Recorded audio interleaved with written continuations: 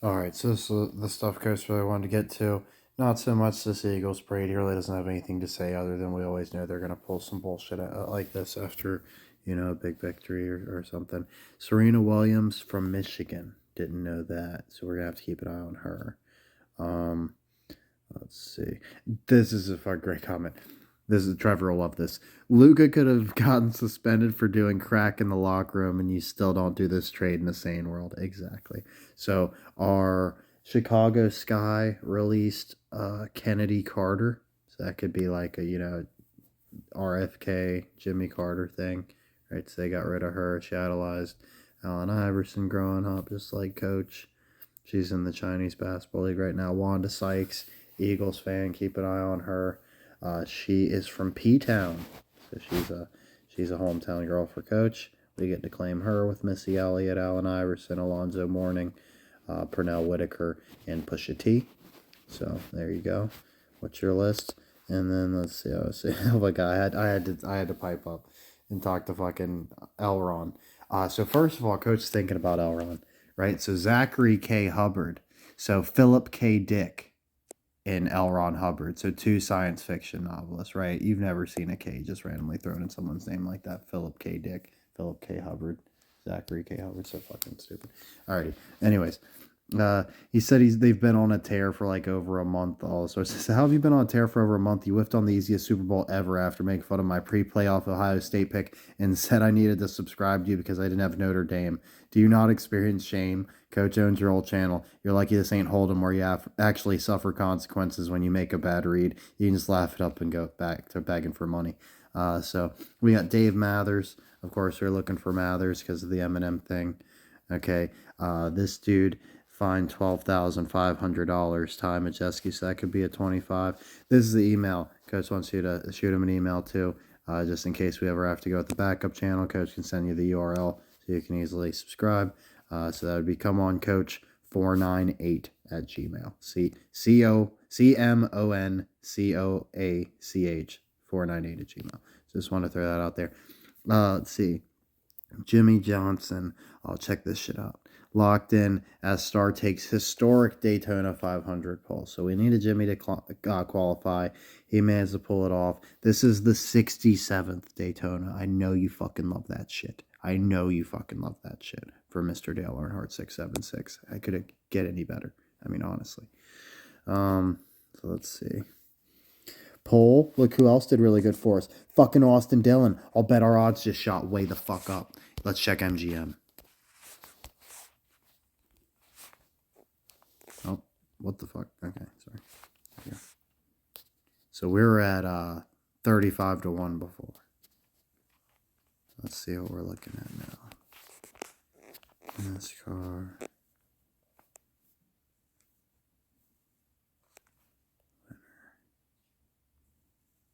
They're still sleeping on our boy. They're still disrespecting him. The odds get even worse. His odds are even worse now. Holy shit. Alrighty, whatever. Fuck him. Okay, that's crazy. So he's, so, should be like the 7th best odds. You would think, but no, apparently not. Okay. Jimmie Johnson right next to Bubba Wallace. We like that. Let's see. So yeah, the two former Cup champions, they actually had to qualify. They wouldn't have had to do that before. They feel like it's disrespectful that they have to qualify. A lot of other racers agree, so they should get a free pass. Basically, let's see. So he put his qualifying nightmares behind him. He didn't qualify last year. He got in this year. Not bad, right? Let's see. And so he only had one race where he needed to pass, but he got trapped and he couldn't get any of his Toyota teammates to help him out. So he ended up getting screwed. So Shaq, made his way onto the hood, right? So there's our Lakers connection. Okay, even though it looks very much like an Orlando's Magic, like paint scheme and stuff. Let's see. They say it's his first real job. He's an owner now of motorsports. So Coach wants to head over to the notes real quick, and we'll finish up. So let's see. Okay. Hamlin's girlfriend is named Jordan. Of course, talk about the Philadelphia Warriors. So Jimmie Johnson got flagged for speeding in pit row, and he swears he wasn't speeding. Now, what do we know about the way these people operate, right? Do they want you to think Jimmie Johnson knows better than authority, knows better than NASCAR that's got all this equipment, or was he actually going that speed and isn't aware of it, right? He's just, not as in tune with his car. He's driving more dangerously, all that sort of stuff. He's also cheap, so he's very upset about all the money. He says he anytime there's any sort of collision, he thinks about all the money being spent. So is he cheaping out anywhere as far as safety? The tell on Brady and Gronk is that so Coach told they're competitors, winners want to win, right? They're champs many times over, considered some of the greatest to ever do their position. Why are they immediately in the commentator booth, which is the most passive fucking job? At the very least, they should be coaching or something like that, right? Brady isn't, he's not built out for the commentator booth because he's a dick, right? You don't like the commentator that you can see deep down he's a dick, right? You want the guy that's just genuinely nice and fun. You want the guy who's a dick on the fucking sidelines or holding the ball and throwing it to your star players, right? So Brady's just completely out of place. Him and Gronk are clearly just there to keep themselves in the limelight, right? It's not like a Tony Romo who's just an all shucks loser, right? His whole life just goes great right in perfect seamless transition to broadcasting, right? These aren't backups here. These are multiple Super Bowl winners, so they're gonna get sick of this shit. They're gonna obviously get back out on the field. Jimmie Johnson is a triathlon competitor who's thankful for his health, so it'll be even sadder when he gets injured. Oh man, he was such an athlete, whatever. Embiid missed a buzzer beater, right? That could have beaten Toronto. I was wondering if maybe it's kind of like the Saquon drop. I'm still not even remotely sold on the Sixers, just throwing it out there. We already talked about the Iguodala to the Warriors thing, although Coach wanted to say he really liked Iguodala as soon as he was drafted. He never had a problem with Iggy.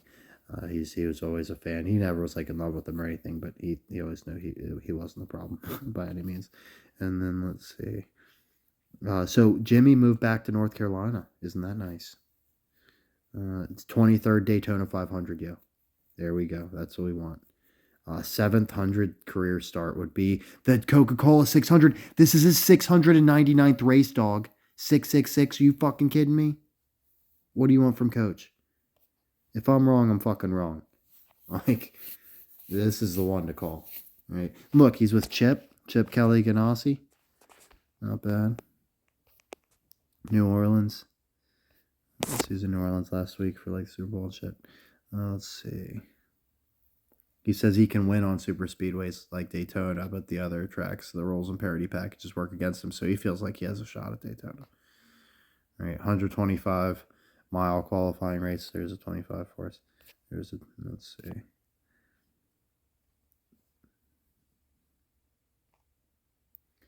Oh yeah, so he thinks that they said there's been big crashes that have shaped the outcome of so many recent races. He says it's the drivers being knuckleheads racing in big packs for extended period. Drivers get impatient, they're bump drafting, and then they slam too hard into the guy in front of them. I said during my generation, the race became more pack focused. It's frustrating when you crash, but feels great when you survive and win. So yeah, basically people are taking more chances, like Coach said.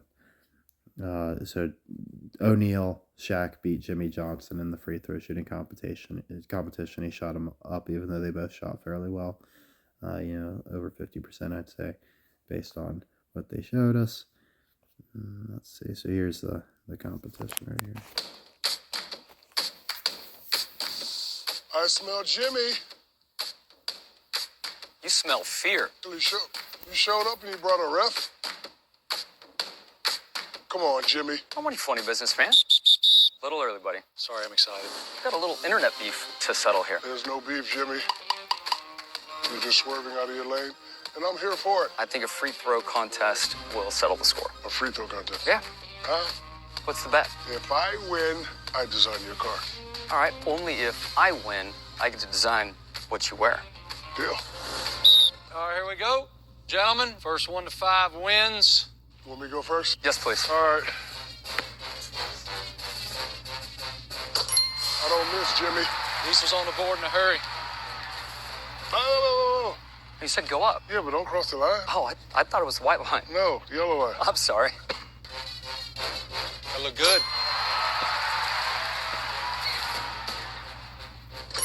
Oh, Shaq's feeling it. You should consider a career in the NBA. Oh, man. Oh! Shaq 2, Jimmie 1. I found this. Alrighty then. Yes. That a boy. 2-2. Shot 4. Oh, the door is open. Oh, my. Ladies and gentlemen, an upset is in the making. Pressure. I'm not worried about that. 3-3. Oh, Shaq's on a heater. Not worried about that. You ever feel like somebody's watching you? Oh, after 5, it's 3-3. No, it keeps going left. All right, we'll go over there. Okay. I don't think that's going to help anything.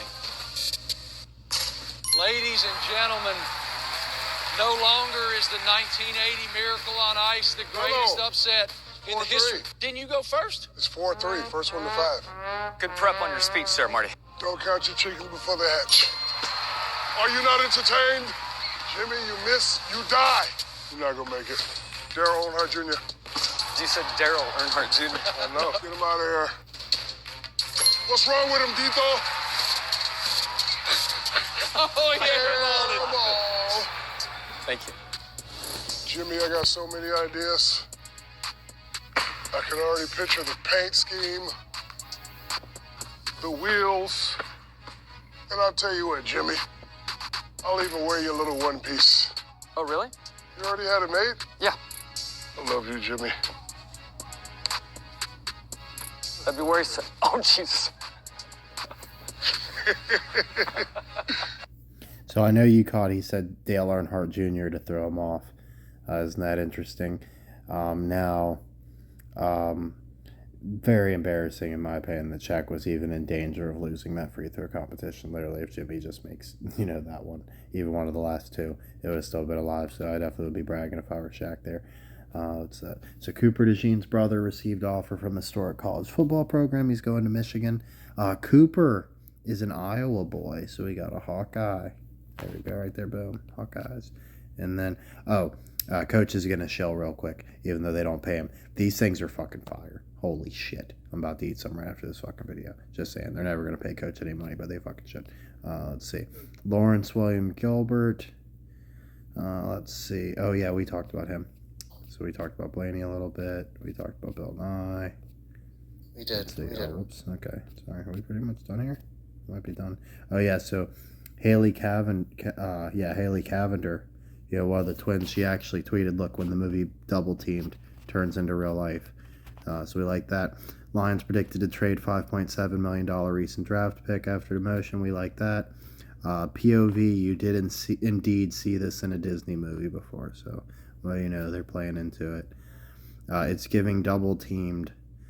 College hoops fans react to Cavender twins connection despite against UNC despite 69-60 loss. So, the fans already picked up on it.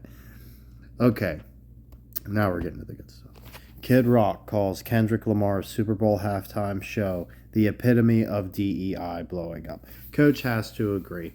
We all know if it was an even playing field and it was just, like a merit-based system, Kid Rock would have hosted every single halftime show this millennium. I mean, let's just keep it real. He's the best. Now, Coach was starting to think. Are you thinking what Coach is thinking? Because that's what Coach is thinking. I'm just saying. And there's a look-alike, right? So Coach thinks he's still alive. But there's Dale. There's Kid Rock. There's Dale.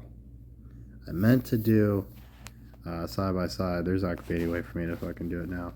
But literally, I mean, those two especially. You can't say it's too crazy, right? You can at least see it a little bit. So, Jameis Winston reveals why he pressed Myles Garrett on asking the Browns to trade him. So he called Myles Garrett out and said the Browns don't have a losing culture. He said the offense failed to execute. Coach showed you the defensive metrics. Their secondary was elite. We know Myles Garrett's doing his part on the D-line. So the problem's on offense. They need Tom Brady, period. So our buddy Michael popped in with really interesting comment here. Our buddy Daniel told us about the 2 women shot. And then Boston Allen popping off about Pennsylvania. That shit is hilarious. But Michael had a really good connection. He said last year's Kansas City parade shooting, 40 injured, 22 by gunshot. Final score of the 2025 Super Bowl, 40-22. Excellent work, buddy. Coach, appreciate you. I can't believe we're pretty much caught up. Coach is going to, be hyper-focused on NASCAR, obviously, until the race tomorrow. Gonna try to read all of the Fast Life and Tragic Death of Dale Earnhardt at the Altar of Speed. So Coach, appreciate you. Let me know what you want to hear about in the comments.